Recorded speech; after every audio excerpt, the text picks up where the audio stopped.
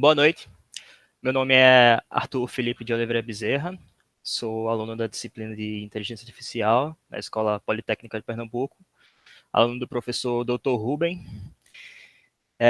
Hoje vou falar sobre redes neurais artificiais, mais especificamente sobre o algoritmo de retropropagação, famoso backpropagation.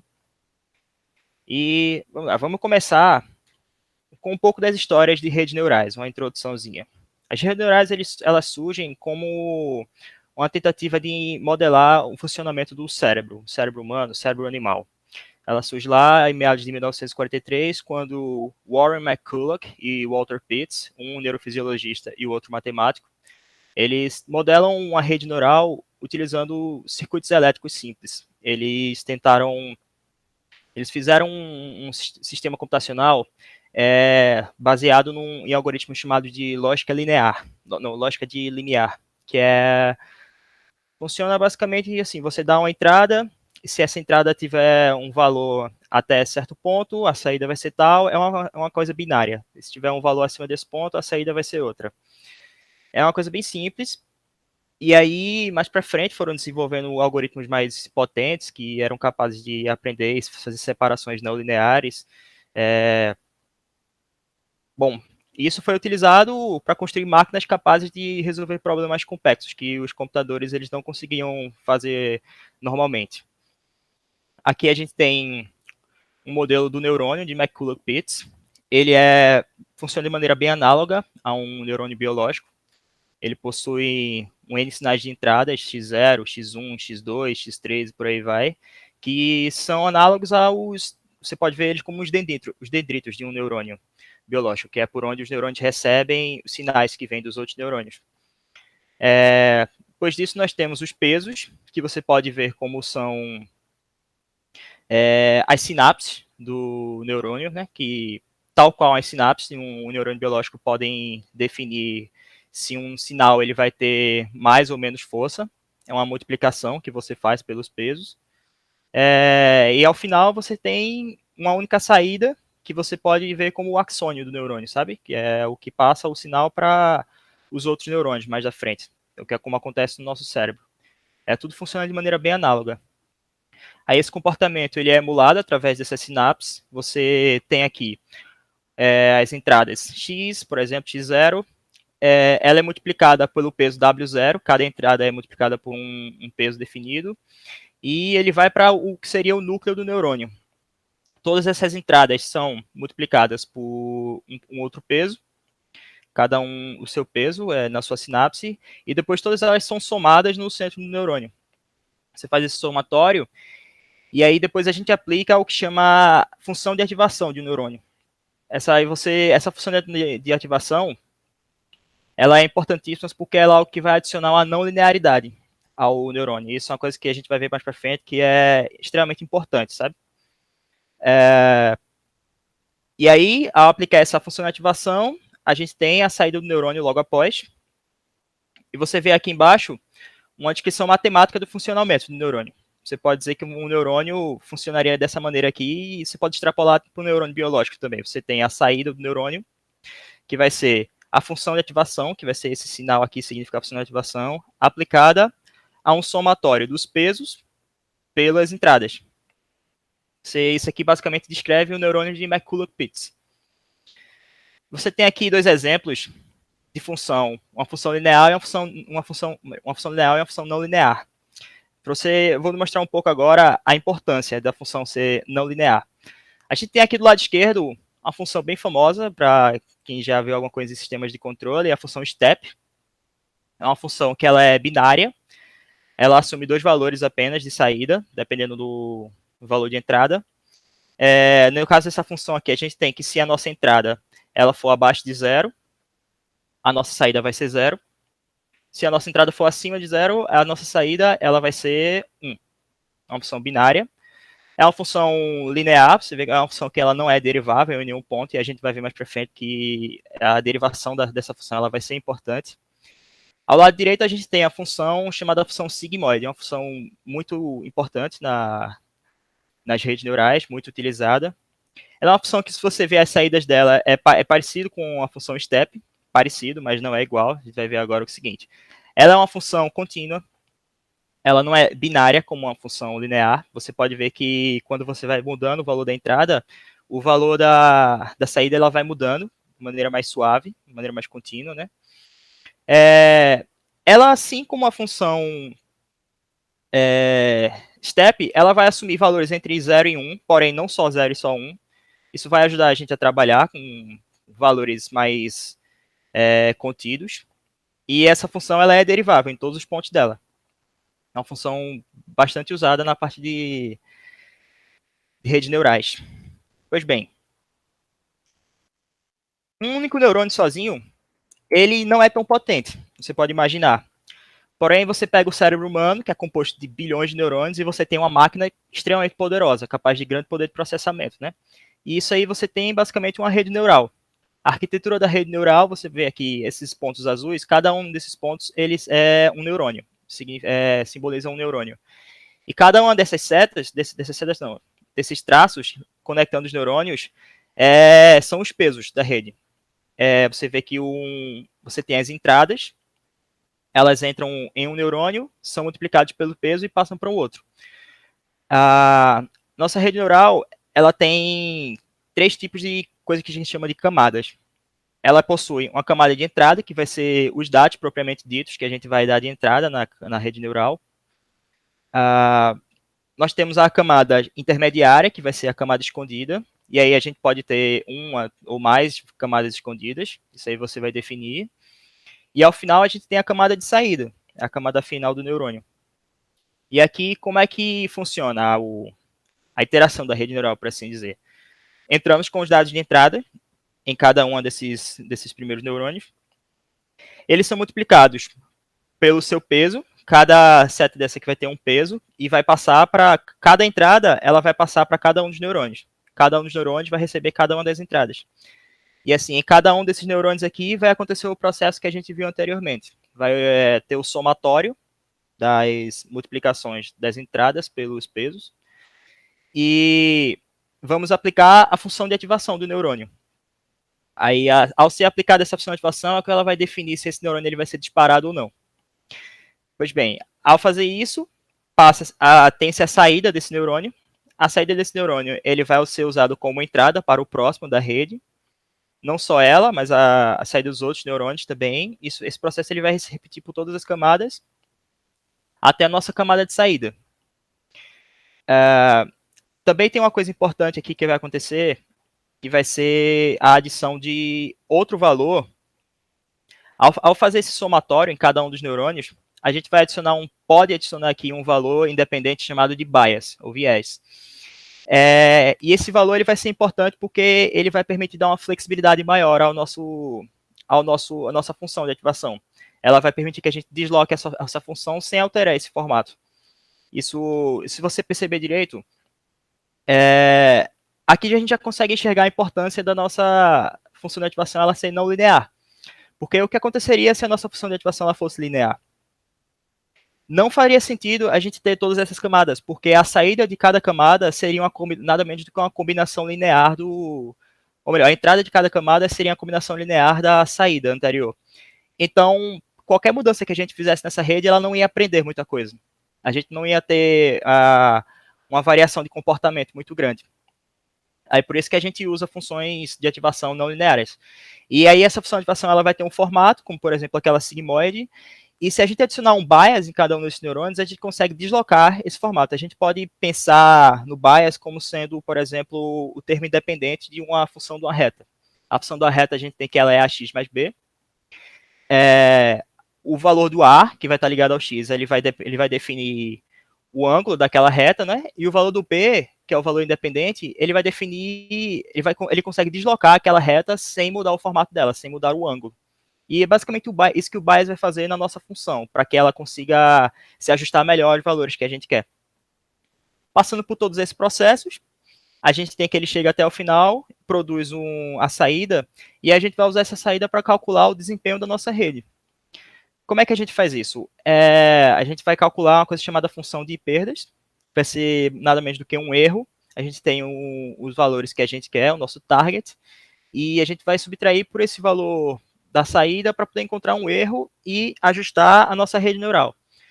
O ajuste da rede neural, propriamente dito, se dá no nosso algoritmo de retropropagação, um algoritmo famoso, bastante usado, e o nosso querido backpropagation, né? E aí, como é que ele funciona? Tendo a saída da nossa rede, da nossa camada de saída, a gente calcula o erro, e a gente vai usar esse erro para voltar fazer o caminho de volta pela nossa rede, que se chama backpropagation, né, retropropagação, e a gente vai alterar os valores dos pesos da nossa rede. Alterar os valores dos pesos para que a rede possa iterar mais uma vez e tentar se aproximar mais dos valores desejados por a gente. Bem, a gente vai fazer agora um passo a passo como funciona o algoritmo de backpropagation, utilizando uma rede neural simples feita em MATLAB, um códigozinho bem simples, que ele é usado para poder fazer diagnóstico de teste de fertilidade. A gente vai usar entradas que são dados como a idade da pessoa na hora que ela fez o teste, se ela teve doenças quando era criança, se ela sofreu algum acidente, frequência de consumo de álcool, por exemplo. E eu vou mostrar o código e mostrar o passo a passo explicando os conceitos no código. Primeira coisa que a gente vai fazer, a inicialização do modelo. A gente vai definir a dimensão das nossas camadas, vai definir quantas camadas escondidas a gente vai ter. Camada de entrada e camada de saída, a gente sempre só pode ter uma. A única que pode variar vai ser a do meio, porém a gente pode definir o tamanho delas, tirando a de saída. A gente vai definir o erro tolerável. O que vai ser esse erro? Vai ser, ao final de cada iteração, a gente vai pegar o erro da nossa rede e vai comparar com esse erro tolerável para ver se ele está abaixo ou está acima. Se ele estiver abaixo, significa que a gente alcançou um valor desejável, né? E a gente pode falar para a rede parar. Se não tiver, então a gente faz as alterações nos pesos da rede e itera ela mais uma vez para tentar se aproximar mais desse erro tolerável. Ou, no caso de ter a quantidade máxima de iterações definidas e a gente não conseguir chegar nesse erro, né, a gente sempre diz, olha, essa rede ela falhou, não vai funcionar, altera alguma coisa aí, que eu vou explicar mais para frente, que a gente pode alterar, para poder rodar a rede de novo e tentar fazer ela aprender melhor dessa vez. Inicialmente a gente vai definir os pesos e os biases. Os pesos eles são iniciados aleatoriamente. A gente vai botar um range lá de valores, ele vai iniciar aleatório, cada um dos pesos. E os biases a gente costuma ser zero no início. A primeira iteração a gente bota o bias como sendo zero. Temos aqui o começo do código. A gente está utilizando um método de treinamento de modelo mais comum, que chama Train Test Split. A gente pega a nossa base de dados, vai dividir elas em certa porcentagem, bota uma porcentagem para treinar a nossa rede e a outra para fazer o teste de previsão mais para frente. Aí aqui a gente define o tamanho do nosso dataset de treinamento, o tamanho do dataset de teste. Definimos o nosso erro tolerável, aqui vai ser 0,05. Tamanho das camadas, no caso da camada escondida. E a inicialização dos pesos iniciais. A gente não está usando bias aqui nessa rede. Ela é bem simples mesmo. O peso que vai ligar a camada de entrada às camadas escondidas e o peso que vai ligar as camadas escondidas à camada de saída. Esses dois aqui são iniciados aleatoriamente. Ao fazer isso, a gente tem o que se chama de feed forward, que vai ser a iteração da rede, vai ser aquele caminho que a gente viu na arquitetura da rede neural. Os dados de camada da entrada são multiplicados pelos pesos e são somados na primeira camada escondida, onde é aplicada a função de ativação. E aí esse processo ele vai ser repetido por toda a rede. Se a rede tivesse 5 camadas escondidas, esse processo vai ser repetido por cada um dos neurônios e vai se fazer todos esses cálculos. E aí que você percebe que uma rede neural ela é nada menos do que uma grande função de funções. Se a gente voltar aqui rapidinho na nossa arquitetura, a gente pode perceber, eu vou voltar nesse daqui. A gente pode perceber que a gente vai ter umas entradas numéricas aqui, vai ser feita uma multiplicação por peso. Aqui vai ser aplicada uma função num somatório, vai fazer um somatório dessas multiplicações e vai aplicar uma função nela. e esse processo vai se repetindo. No final das contas, nessa saída aqui, a gente vai ter uma grande função de funções dentro. Essa seria uma visão matemática da nossa rede neural. E na camada de saída, a gente vai calcular o desempenho da nossa rede. A gente tem aqui o código do feed-forward, bem simples. O layer 0 vai ser os nossos dados de entrada, são dados numéricos que a gente usou. Faz-se a multiplicação na primeira camada, ela é definida como uma multiplicação do layer 0, que são as entradas, pelos pesos, esses primeiros pesos aqui, e é aplicada a nossa função. Aqui a gente está usando a função sigmoide. Vale lembrar que isso aqui é uma multiplicação de matrizes. A gente está o programa está tratando nossos dados como uma matriz de números, e a gente está fazendo essas multiplicações aqui. Aí definido o layer 1, a gente vem para o layer 2, que vai ser a nossa camada de saída, e você vai aplicar o mesmo processo, só que utilizando os dados da camada escondida. Esse vai ser a nossa primeira iteração, o nosso feed forward. Fazendo isso, a gente vai calcular agora o erro da nossa rede. Isso é feito através da função de perda, também é conhecida como função de custo. E esse erro ele vai ser nada menos do que o valor desejado, nosso target value, subtraído do valor encontrado, da nossa saída da rede. Porém, é comum definir essa função de perda como uma soma dos quadrados dos erros. Temos dois motivos para isso. Primeiro, o programa, se ele desse overshoot ou undershoot, ou seja, o nosso erro sendo maior ou menor do que o nosso target, ele poderia ter valores de erro negativos e positivos. Utilizando o quadrado, a gente vai ter sempre valores positivos para ele. Isso fica melhor para trabalhar desse jeito. O outro motivo é que, se você pensar direitinho, diferentes erros, diferentes situações podem levar para a mesma soma de erro, porque o erro ele vai ser nada menos do que uma soma. Na nossa camada de saída, ou melhor, após a camada de saída, a nossa função, você pode ver até pela fórmula aqui, que ela vai ser o nosso erro, no caso a gente está elevando ao quadrado, que a gente está usando o erro médio quadrático, que MSE significa Mean Squared Error. E a gente vai fazer um somatório de todos esses erros e dividir pelo número de erros, por isso que é mean, a gente usa a média, um erro quadrático médio.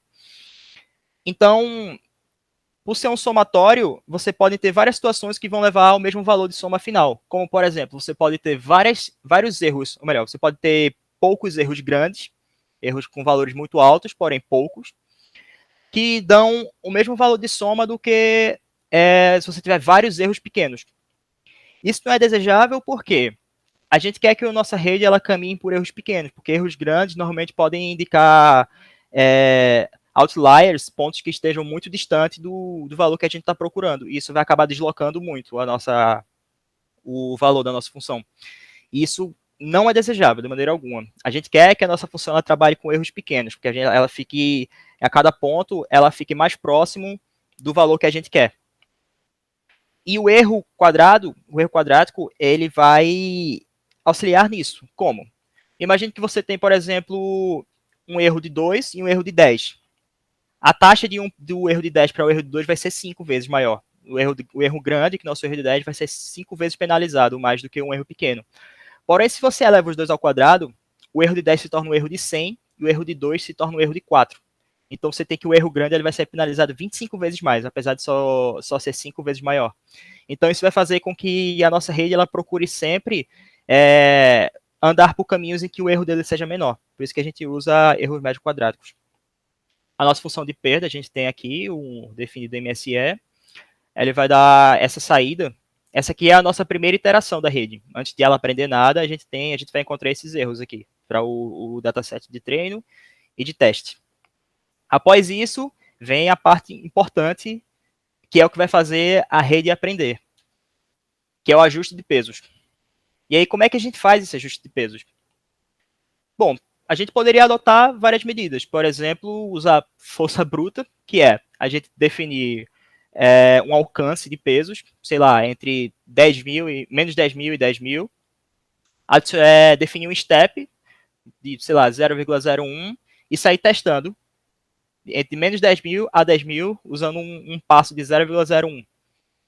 Só que assim, redes neurais elas podem ter vetores extremamente grandes. Isso seria um desperdício absurdo de poder computacional. Ela vai acabar sendo uma rede muito pesada para fazer muito pouco.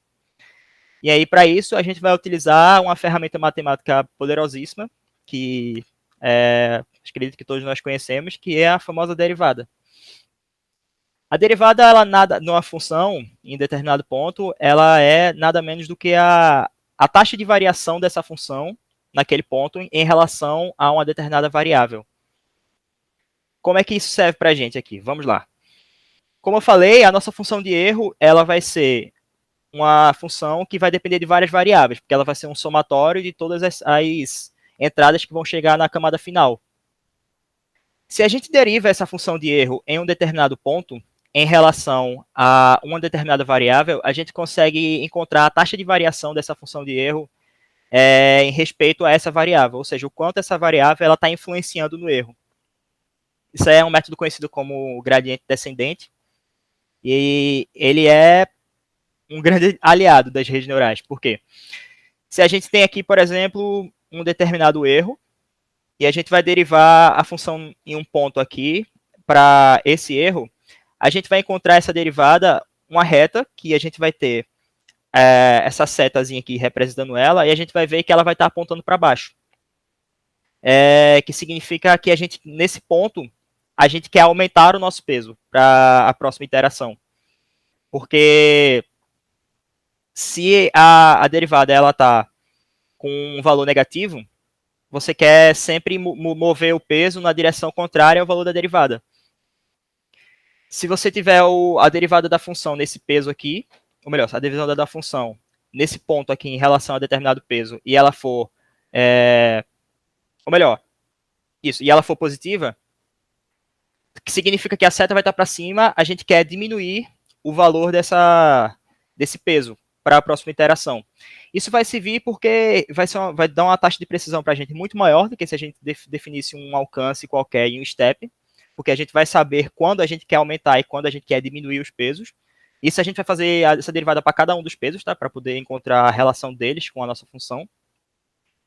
E também isso serve para a gente saber o quanto a gente precisa aumentar ou diminuir também os nossos pesos, né? Porém, você pode perceber que isso aqui vai funcionar praticamente como uma gravidade, né? Essa função. A gente vai fazer o valor do nosso peso, ele diminuindo cada vez até ele chegar num ponto ideal, que é o mais próximo possível, no caso aqui seria 2. Que quando ele chegar nesse ponto aqui, seria o ponto ideal 2, teoricamente seria quando o erro é zero. Com essa função de erro, quando o valor dela for zero aqui, significa que a nossa saída da nossa rede foi exatamente igual ao valor desejado. Em uma situação real, normalmente isso não aconteceria, mas a intenção é a gente deixar ela o mais próximo possível de zero. Esse é o método do gradiente descendente. Porém, uma coisa que a gente deve atentar é que na hora de mudar os pesos da nossa rede, a gente não pode fazer mudanças grandes. A gente pensa, tira a derivada e pensa, olha, isso aqui está um valor de erro muito alto, a gente sabe que a nossa derivada deu um valor positivo, então a gente quer diminuir o valor do peso na próxima iteração, e como o erro está muito alto, vamos fazer o seguinte, vamos diminuir bastante aí o peso, que a gente já chega mais rápido no resultado. Errado.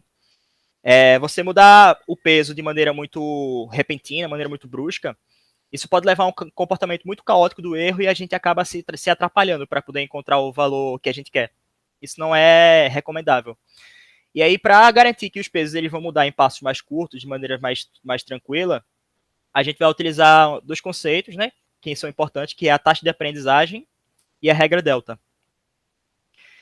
Isso a taxa de aprendizagem, ela vai ser um valor que a gente vai definir e ela vai ser basicamente o nosso step de mudança de peso. A gente vai definir, se a taxa de aprendizagem for 0,001, significa que a cada iteração, se a gente vê que o peso tem que aumentar ou diminuir, ele vai aumentar ou diminuir a essa taxa.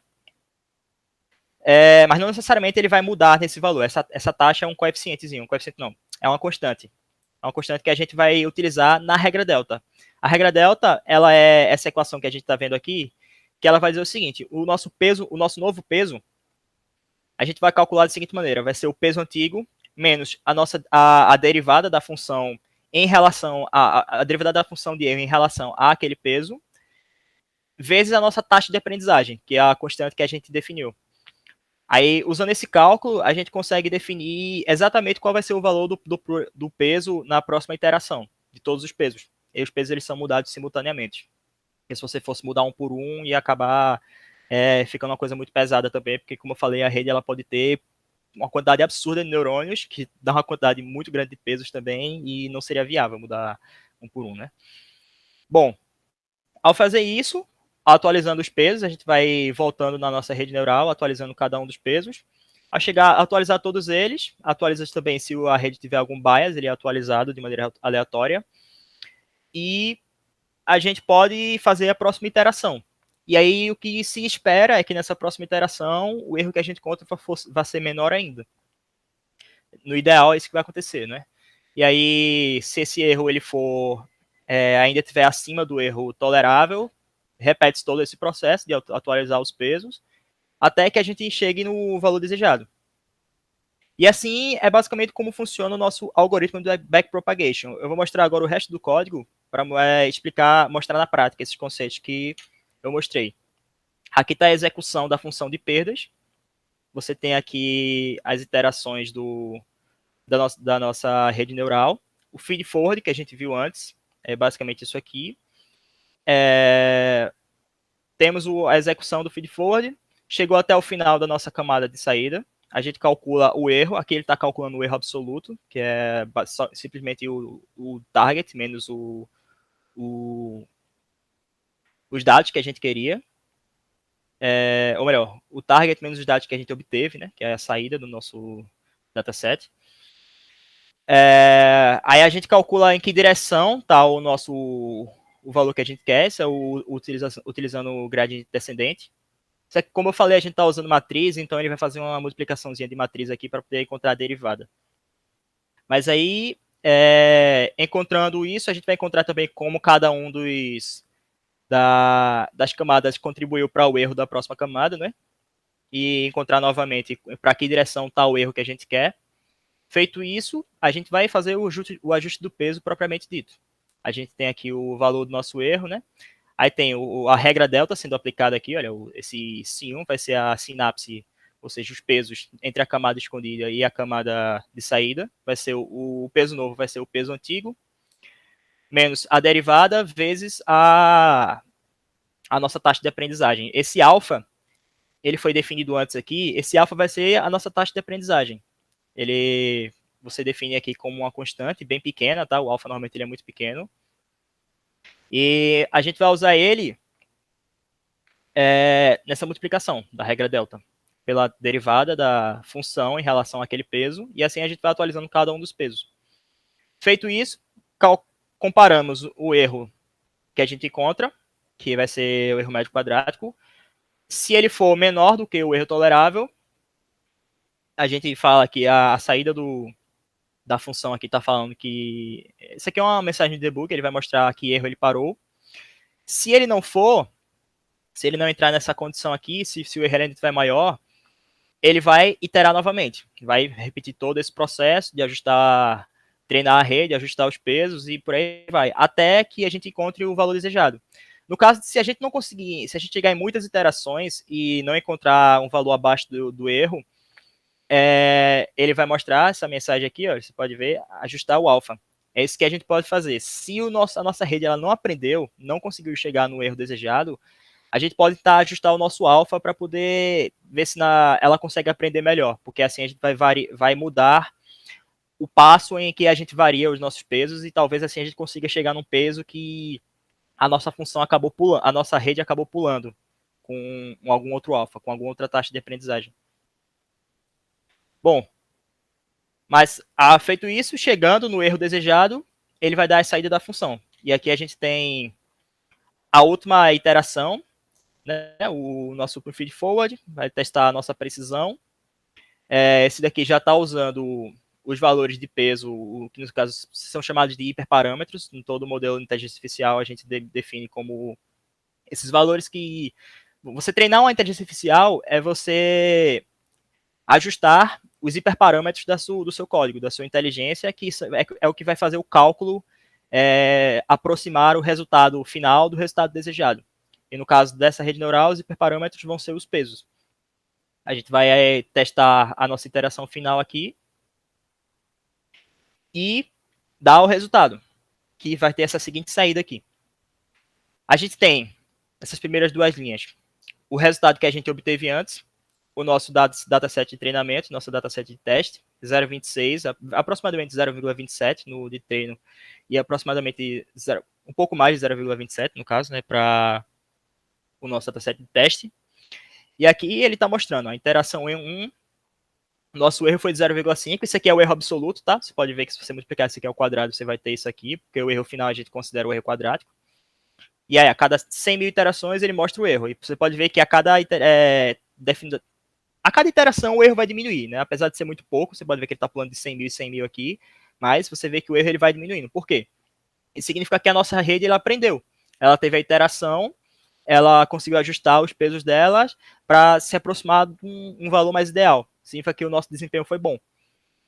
Até chegar na iteração final, que a gente para no erro que a gente definiu, que é 0,05. Ele chegou certinho aqui, ó. Com esse valor final de erro, né, a gente pega os valores dos pesos e aplica na última iteração para ver qual foi o valor que a gente encontrou. E a gente vê aqui que a acurácia do nosso modelo para o dataset de treino ele foi 0,016, em comparação com 0,26 que ele teve na primeira iteração lá, quando a nossa rede não tinha aprendido. E para o de teste, 0,21 em comparação com 0,27. Você vê que ele diminuiu, porém diminuiu bem menos, o que já é de se esperar em todo modelo de inteligência artificial. O dataset de treino ele sempre vai ter uma acurácia melhor no final do que o dataset de teste, porque isso é meio óbvio, porque o dataset de treino é aquele que o programa vê. O programa ele vai aprender olhando para aquele resultado, ele tem acesso ao resultado que é desejado no dataset de treino, né? E ele vai tentar cada vez mais se aproximar disso. Então ele aprende para fazer aquilo. Então, com isso a gente consegue, obviamente, melhorar a nossa acurácia para o dataset de teste, né? Mas a diferença vai ser sempre perceptível. Com isso, a nossa rede está treinada utilizando o algoritmo de backpropagation. Vocês puderam ver, é um código realmente bem simples, feito em MATLAB, mas que é bem interessante de ser usado. No caso, ele foi usado aqui para realmente ele teve um uso científico, né? E uma coisa interessante você usar uma rede dessa para previsão de fertilidade, diagnóstico de fertilidade, né? E bem, temos as referências, algumas coisas bem interessantes aqui, que eu recomendo para quem tem interesse no assunto, né? Tem, inclusive, nesse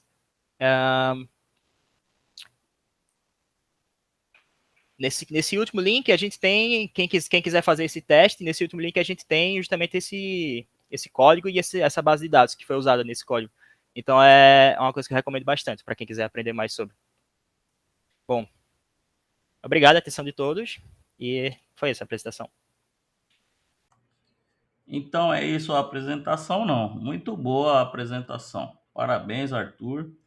Eu acho que o que eu gostei mais é que, por ser um algoritmo famosíssimo, muito conhecido e muito estudado, você ter conseguido fazer um resumo menor, o que facilitará muitas pessoas estudarem, e também o uso de código, que torna o estudo mais palpável, mais concreto, menos abstrato. Então, parabéns, muito obrigado pelo seminário e nos vemos no próximo.